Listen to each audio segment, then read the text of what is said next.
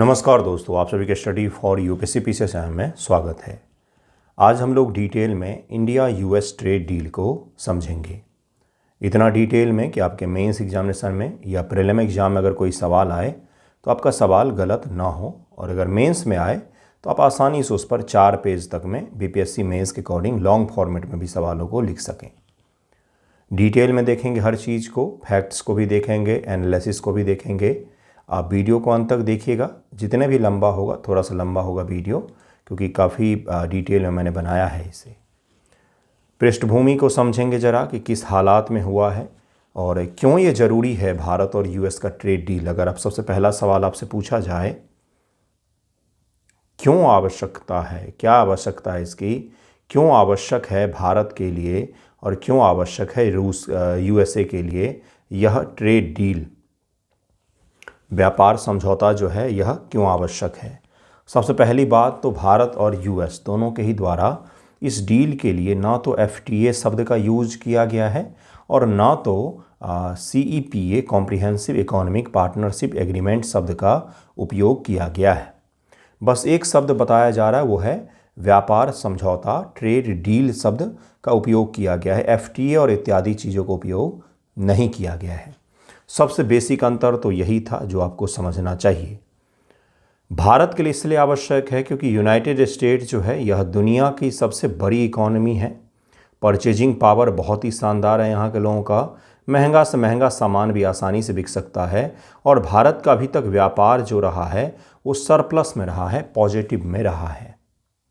इसी प्रकार से यूएस के लिए क्यों आवश्यक है ये चीज़, भारत के साथ में ट्रेड डील का समझौता करना, क्योंकि यूएस को ऐसे उत्पाद मिल जाते हैं जो दुनिया में और भी कहीं पर इस बड़ी मात्रा में इतने अच्छे क्वालिटी के नहीं बनते हैं। जैसे बहुत सारे एग्रीकल्चर प्रोडक्ट थे हमारे यहाँ के क्लोथ्स हैं जिसको टेक्सटाइल कहा जाता है, जेम्स एंड ज्वेलरी है, मेडिसिन है, दवाइयाँ हैं।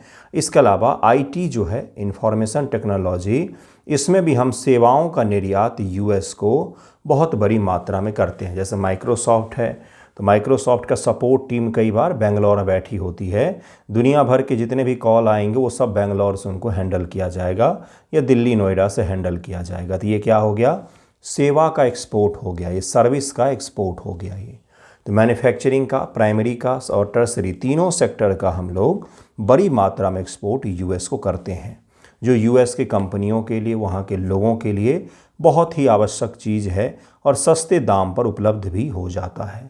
इसलिए यूएस के लिए भी आवश्यक था ये ट्रेड डील और भारत के लिए भी आवश्यक था कि ये ट्रेड डील हो, क्योंकि ट्रेड डील नहीं होने से वहाँ के लोगों को महंगी चीज़ें मिल रही थी और हमारे यहाँ के उद्योग धंधों पर भी काफ़ी बुरा असर पड़ रहा था। इसलिए बहुत ज़रूरी था कि जल्द से जल्द इस ट्रेड डील को साइन किया जाए और इसी कारण से इस ट्रेड डील को साइन किया गया है। अगर अमेरिकी राष्ट्रपति की जिद नहीं होती तो बहुत पहले यह साइन हो गया रहता। इस ट्रेड डील पर बातचीत कोई आज से शुरू नहीं हुआ, बराक ओबामा के कार्यकाल से चला आ रहा था बातचीत यह, और बीच में बातचीत बंद हो जाती थी फिर शुरू हो जाता था। भारत कभी भी इसको लेकर के जोर नहीं देता था क्योंकि भारत का ऑलरेडी व्यापार जो था वो सरप्लस में था और हम व्यापार में फ़ायदे में थे। अभी तक तो हम बेनिफिट में चल रहे थे व्यापार में, जिसके कारण से भारत ने कभी भी इस ट्रेड डील को लेकर के पिछले 1 साल से पहले का अगर आप लोग आंकड़ा देखेंगे तो उसमें कभी भी डिटेल में भारत ने सीरियसली चर्चा नहीं किया था। वो एकमात्र कारण यही था। अब जरा इसे डिटेल में हम लोग समझेंगे कि क्या क्या चीज़ें हैं। भारत अमेरिका व्यापार समझौता 2 फरवरी 2026 को अमेरिका के राष्ट्रपति डोनाल्ड ट्रंप और भारत के प्रधानमंत्री के द्वारा घोषित किया गया एक अंतरिम ढांचा समझौता है जो व्यापार तनाव को कम करने, जो ट्रेड को लेकर के टेंशन क्रिएट हो गया तो उसको कम करने और बायलैटरल जो ट्रेड है उसे बढ़ाने के उद्देश्य से इसे शुरू किया गया है। यह एक एफटीए नहीं है, यह एक फ्री ट्रेड एग्रीमेंट नहीं है। भारत ने बहुत सारे सामानों पर 0 टैरिफ की है, अमेरिका ने हमारे बहुत सारे उत्पादों पर 18% टैरिफ करके रखा हुआ है। इसलिए यह किसी भी प्रकार से कोई भी एफटीए इत्यादि तो नहीं है। ये चीज़ समझ में आ गया आपको कि क्या है। इसको ज़रा और एडवांस में अगर हम लोग समझेंगे, ऐतिहासिक रूप से जब डोनाल्ड ट्रंप का पहला टर्म था 2019 में, तो उन्होंने हमारा जीएसपी यानी कि सामान्यीकृत प्राथमिकता प्रणाली, जिसको क्या कहा जाता है, जनरलाइज सिस्टम ऑफ प्रेफरेंस, यह अल्प विकसित या कम विकसित देशों को अमीर देशों के द्वारा जीएसपी दिया जाता है, जिसके तहत उनके सामान पर बहुत कम टैरिफ लगा करके उसको अपने बाजार में पहुंच सुनिश्चित की जाती है। लेकिन ये जो जीएसपी है ये 2019 में इसे रद्द कर दिया गया। तो उसके बावजूद भी भारत के व्यापार की ऐसी स्थिति थी अमेरिका के साथ में कि आसानी से हमारा व्यापार ट्रेड सरप्लस में चल रहा था और अपने प्रतिद्वंदी जो हैं हमारे, जैसे बांग्लादेश हमारा एक कंपटीटर है अमेरिका के मार्केट में, पाकिस्तान है, वियतनाम है और भी एशिया के ऐसे देश हैं जैसे चाइना है, इनके साथ हम कंपटीशन में फिर भी हम सरप्लस में वहाँ पर चल रहे थे। लेकिन बात तब बिगड़ी जब डोनाल्ड ट्रंप का सेकेंड टर्म शुरू हुआ और इन्होंने जियोपॉलिटिक्स को ट्रेड के साथ में मिक्स करके भारत के ऊपर में रूस के तेल खरीदने के कारण, रेसिप्रोकल टैरिफ के कारण अलग अलग प्रकार से हम पर 50% का टैरिफ थोप दिया गया, ज़बरदस्ती लाद दिया गया। यह 2026 समझौता दंडात्मक स्तर रूसी तेल के लिए 25% और दंड सहित 50%, यानी कि रेसिप्रोकल टैरिफ जो है वो 25% और उसके साथ में रूसी तेल खरीदने के लिए 25% दिया, हमारे ऊपर में 50% का टैरिफ लगा हुआ था। जबकि भारत रूस से ऊर्जा आयात को दूर करने का वचन देता रहा, लेकिन वो नहीं माने। हमने ये भी कहा कि हम तेल का इंपोर्ट कम कर देंगे, लेकिन बात नहीं बन रही थी। विशेषज्ञ इसे टैरिफ युद्ध विराम के रूप में नोट करते हैं, न कि पूर्ण समझौता के रूप में, जिससे रूस की अर्थव्यवस्था कमज़ोर करने जैसे भू राजनीतिक प्रभाव भी इसमें शामिल हैं। और मैं आपको सच बताऊं, मुझे जैसा महसूस हो रहा है और बाकी जो एक्सपर्ट हैं उन्हें जैसा महसूस हो रहा है कि अगर आपका 71 बीपीएससी का मेंस एग्जामिनेशन अप्रैल महीने में जो प्रस्तावित है, उससे पहले यह ट्रेड डील हो सकता है टूट जाए भारत और अमेरिका के बीच में। क्योंकि भारत के एनएसए ने एक चीज़ स्पष्ट कर दिया है अमेरिका को, अमेरिका के मार्को रूबियो आए थे, उन्हें स्पष्ट कर दिया गया कि हम जो हैं झुकने वाले नहीं हैं, हम वेट करेंगे कि ट्रंप का टर्म ख़त्म हो जाए, क्योंकि ट्रंप आखिरी बार यह राष्ट्रपति के रूप में है, वो इसके बाद राष्ट्रपति नहीं बन सकते हैं। तो हमारे एनएसए ने स्पष्ट कर दिया कि हम, अगर ट्रंप हमसे समझौता नहीं करते हैं सही शर्तों पर, अगर वो इसी तरह से हमें बुली करते रहते हैं, तो हम जो है वेट करेंगे, किसी भी संबंध को हम नॉर्मलाइज नहीं करेंगे और जब उनका टर्म ख़त्म हो जाएगा तब हम अमेरिका के साथ संबंधों की ओर ध्यान देंगे। फिर इतने स्पष्ट तरीके से कहा गया है। अब इससे भी ज़्यादा स्पष्टता होगी क्या? इसलिए मुझे नहीं लग रहा है कि ये ट्रेड डील टिक पाएगा, लेकिन फिर भी ज़रा इसे समझने का प्रावधान। अब देखिए अगला क्या है, प्रावधान क्या क्या है इसमें। तो 50% टैरिफ को घटा करके 18% तक कम किया गया है। भारत सभी अमेरिकी औद्योगिक वस्तुओं और कृषि उत्पाद जैसे ट्री नट्स, सोयाबीन तेल, वाइन पर टैरिफ समाप्त या कम करता है। अंतरिम समझौते के बाद चुनिंदा वस्तुओं के लिए सुनी डोंटी पहुंच होगी भारत में, जिससे अमेरिका के भारतीय फार्मास्यूटिकल, रत्न, हीरे, विमान पार्ट्स इत्यादि पर टैरिफ हटाएगा अमेरिका भी। भारत रूसी तेल आयात रोकने और अधिक अमेरिकी वेनेजुएलाई तेल खरीदने पर सहमत हुआ है। ये लिखा हुआ है उस ट्रेड डील में, ये लिखा हुआ है। भारत समय के साथ संभवतः 5 वर्षों में $500 अरब का अमेरिकी उत्पाद खरीदने का वचन भी देकर के आया है, जिसमें एनर्जी, टेक्नोलॉजी, कीमती धातु, कुकिंग कोयला इत्यादि शामिल है। इसमें जो पीयूष गोयल जी का मैंने बयान सुना, उन्होंने कहा कि हम बड़ी मात्रा में अमेरिका से प्लेन खरीदेंगे, प्लेन के इंजन खरीदेंगे और $200 बिलियन का तो करीब में 5 वर्षों में प्लेन और प्लेन के इंजन इत्यादि पर ही खर्चे होंगे। बाकी तो तेल है, फिर टेक्नोलॉजी है, अलग अलग पार्ट्स हैं, ये सब भी हम अमेरिका से खरीदेंगे, ऐसा कहा गया है। तो इसमें ये चीज़ है कि अमेरिका को हमने 0% टैरिफ पहुँच दी अपने मार्केट में, बहुत सारे उनके उत्पाद। लेकिन ऐसे एग्रीकल्चर प्रोडक्ट जो हमारे देश के लिए बहुत सेंसिटिव है, बहुत संवेदनशील है, जैसे धान, गेहूँ, चिकन, सोयाबीन, ये सब जो है उस पर हमने अभी तक छूट नहीं दी है और उन पर टैरिफ भारत जैसे पहले लगा रहा था वैसे लगाता ही रहेगा। एग्रीकल्चर में ऐसे प्रोडक्ट को हमने भले ही छूट दी है जिसकी खपत भारत में कम है और उपज भी कम है, लेकिन हमने ऐसे उपज पर उनको छूट बिल्कुल भी नहीं दी है जो भारत में पहले से ही किसान अधिक मात्रा में उपजा रहे हैं, जैसे धान, गेहूँ, मक्का इत्यादि चीज़ों पर हमने छूट नहीं दी है। एक चीज़ और बताता हूँ, अपने यहाँ की गाय जो होती है वह शाकाहारी होती है, लेकिन अमेरिका की गाय शाकाहारी नहीं होती है, वो मांसाहारी होती है, उनको तरह तरह के उत्पाद खिलाए जाते हैं और उनके दूध भी भारत में नहीं बिकेंगे। इस पर भी छूट नहीं दिया गया है भारत सरकार के द्वारा, क्योंकि वहाँ का डेयरी प्रोडक्ट बिल्कुल अलग होता है और भारत का डेयरी प्रोडक्ट बिल्कुल ही अलग होता है। तो ये भी एक बहुत बड़ी चुनौती है और इसको समझने की भी आवश्यकता है। भारत चिकित्सा उपकरण, आईसीटी वस्तु और कृषि में बाधाओं को संबोधित करता है। भारत ने कहा है हम इन चीज़ों पर आपको थोड़ा सा टैरिफ कम करके देंगे, लेकिन भारत ने ये नहीं कहा है कि एग्रीकल्चर में सभी प्रोडक्ट पर हम आपको छूट देने जा रहे हैं।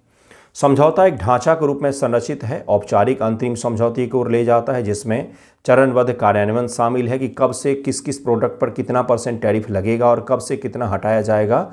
यह स्टेप वाइज होगा, एकाएक सारे चीज़ों पर हम नहीं ख़त्म करेंगे। भारतीय डेयरी और मुख्य रूप से कृषि जैसे संवेदनशील क्षेत्रों को बाहर रखता है ताकि किसानों की रक्षा हो सके, यह स्पष्ट किया गया है। इसके बावजूद भारतीय किसान संघ ने कहा है कि हम प्रदर्शन करने आ रहे हैं बहुत जल्द। भविष्य के विस्तार में सेवा व्यापार, निवेश और आपूर्ति श्रृंखला एकीकरण भी शामिल हो सकता है। सप्लाई चेन का इंटीग्रेशन भी इसके साथ में हो सकता है।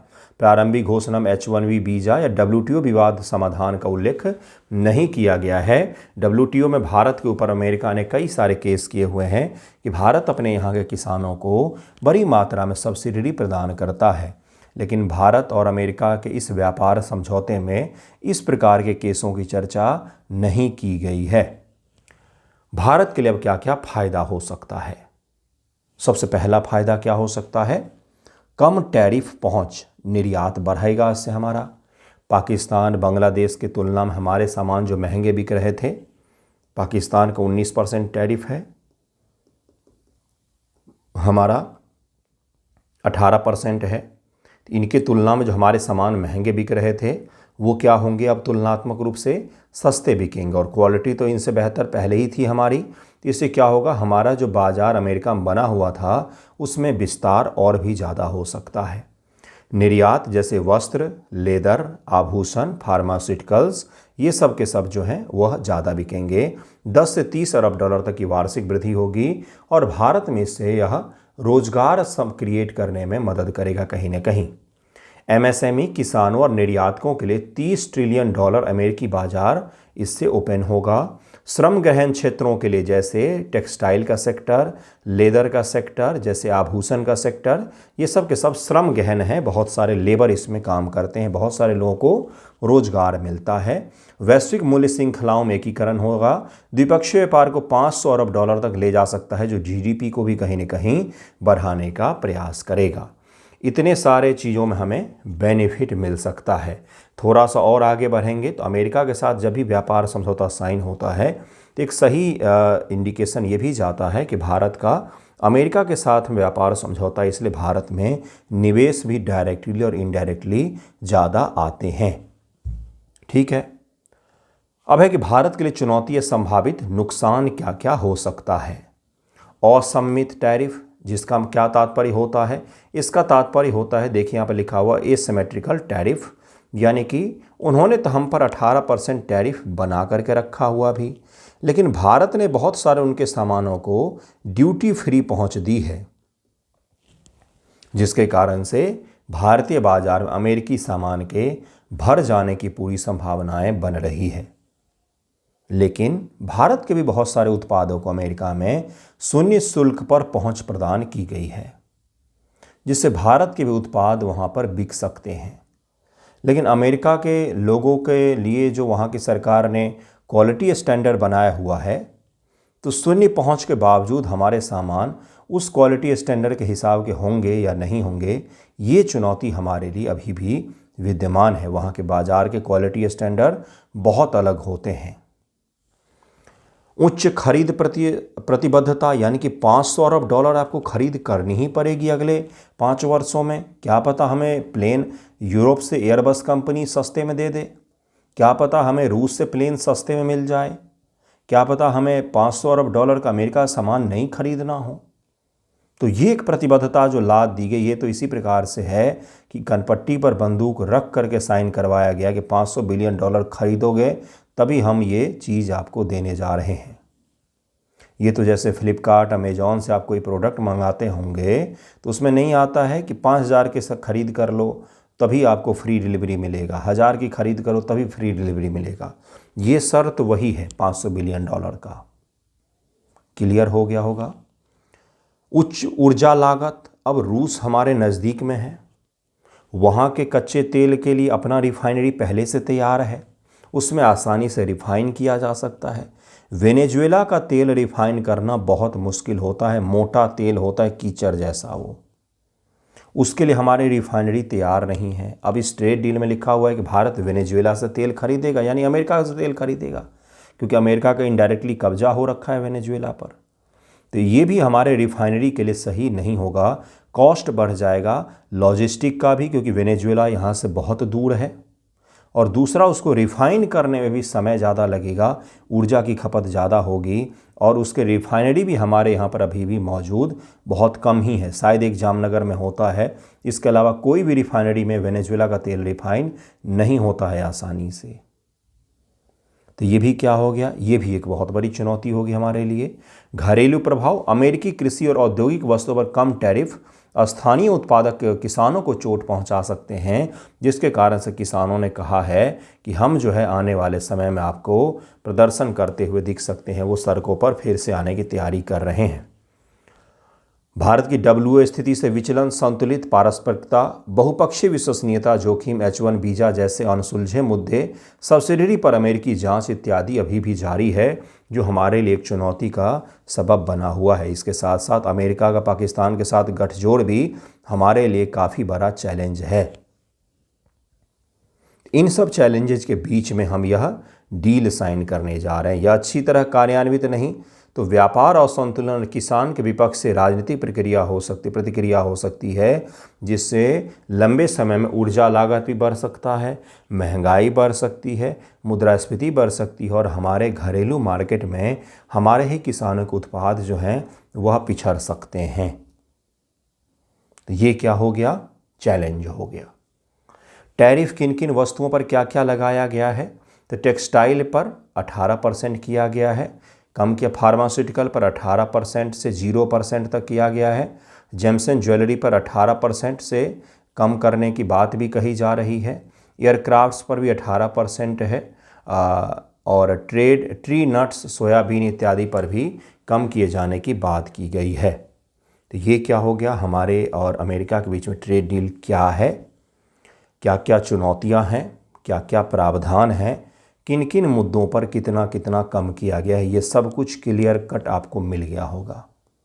सबसे पहले हमने समझा कि क्या आवश्यकता है भारत के लिए और US के लिए क्यों ज़रूरी था। फिर हमने देखा कि ट्रेड डील की पृष्ठभूमि क्या है, GSP क्या है, 2019 में ख़त्म किया गया था, ये देखा। इस साल का हमने देखा कि क्या क्या हो रहा है दुनिया में, जियोपॉलिटिक्स व्यापार नीति से मिक्स हो गया है, रेसिप्रोकल टैरिफ लगा। फिर हमने देखा कि क्या क्या हमें लाभ मिल सकता है, फिर हमने देखा कि क्या क्या हमारे लिए चुनौतियां हो सकती है।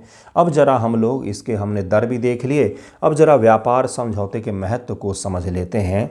व्यापार समझौते के महत्व को ज़रा समझेंगे, क्योंकि हमने इसमें कहा है कि 2030 तक $500 बिलियन का हम व्यापार करने वाले हैं। तो पहला महत्व व्यापार में वृद्धि, अमेरिका की इकॉनमी लगभग $25 ट्रिलियन, और भारत की इकॉनमी एक सेकंड, डॉलर इधर लगेगा ट्रिलियन और इधर लगेगा डॉलर, और भारत की इकॉनमी लगभग में 4.5 ट्रिलियन डॉलर। तो इन दोनों को जोड़ेंगे तो अप्रॉक्स 30 के आसपास में ट्रिलियन डॉलर का यह संयुक्त मार्केट क्रिएट होता है, जो अपने आप में ही दुनिया का सबसे बड़ा ट्रेड ब्लॉक में से एक बन सकता है, अगर अमेरिका चाहे तो। लेकिन अमेरिका चाहेगा क्या, डोनाल्ड ट्रंप के रहते हुए तो नहीं चाहेगा। दूसरा है रोजगार का सृजन होगा। ऐसे क्षेत्र जिनमें बड़ी मात्रा में रोजगार मिलती है, जैसे वस्त्र का क्षेत्र हो गया, आभूषण का, फार्मेसी का सेक्टर हो गया, इनमें बड़ी मात्रा में रोजगार क्रिएट होती है, तो रोजगार बढ़ सकता है। महत्व ये है, बाजार तक पहुंच हो सकती है। ऊर्जा सुरक्षा, ऊर्जा के लिए अभी तक हम केवल रूसी तेलों पर निर्भर करते थे, वो मार्केट भी डाइवर्सिफाई हो सकता है। निवेश बढ़ने की भी संभावनाएं व्यक्त की जा रही है, क्योंकि भारत ने बजट में कहा था कि डेटा सेंटर अगर कोई कंपनी बनाएगी तो 2029 तक हम उन्हें छूट देंगे। और चूँकि अमेरिका के साथ ट्रेड डील साइन हो जाएगा तो यहाँ की बहुत सारी कंपनियाँ भारत में आकर के काम करना चाहेंगी, भारत में निवेश करेंगी बड़ी मात्रा में। ऑलरेडी निवेश किया हुआ है। हैदराबाद में कई सारे डेटा सेंटर हैं, बेंगलोर में कई सारे डेटा सेंटर बन रहे हैं, पूना में भी बन रहा है, दक्षिण भारत में भी 1-2 और बन रहे हैं, तमिलनाडु इत्यादि इलाकों में। तो यह डेटा सेंटर और भी सारे बढ़ सकते थे। ये क्या हो गया हमारे लिए, महत्व हो गया, इसे भी ज़रूर ही याद रखिएगा। तो हमने महत्व को भी देख लिया, हमने चुनौतियों को भी देख लिया बंधुओं, किन किन चीज़ों पर कितना कितना मिलेगा ये भी देख लिया, क्या बेनिफिट हो सकता है, क्या नुकसान हो सकता है, क्या है पृष्ठभूमि इसका, हर चीज़ हमने डिटेल में समझ लिया है इंडिया यूएस ट्रेड डील का। इसी में से सवाल आपसे पूछा जाएगा। सवाल जो आपसे पूछा जा सकता है कि हाल ही भारत इतने सारे ट्रेड डील किए हैं, ट्रेड डील क्या होता है, सॉरी एफटीए क्या होता है, और भारत की अर्थव्यवस्था के लिए एफटीए के महत्वों को रेखांकित करें। तो आपको वहाँ पर लिखना पड़ेगा। आप कलेक्टिव रूप से ये सवाल हो गया, सारे जो व्यापार समझौते हैं उन सबको मिला करके एक हो गया। या फिर भारत और यूएस के व्यापार समझौते हमारे लिए किस प्रकार से सही हैं और क्या हमें नुकसान हो सकता है, इस प्रकार सवाल पूछ सकता है कि इंडिया यूएस ट्रेड डील का विश्लेषण कीजिए। तो विश्लेषण में सब कुछ ही आ जाता है। ठीक है, तो कल तो न्यूज़पेपर वीडियो नहीं आएगा, परसों से हम लोग फिर से कंटिन्यू करेंगे। एक दिन का गैप हो गया है, कुछ काम से निकलना पड़ गया इसके कारण से ही। तो बाकी परसों से आपको फिर से न्यूज़पेपर डिस्कशन मिलेगा। ठीक है, धन्यवाद आप सभी का वीडियो देखने के लिए।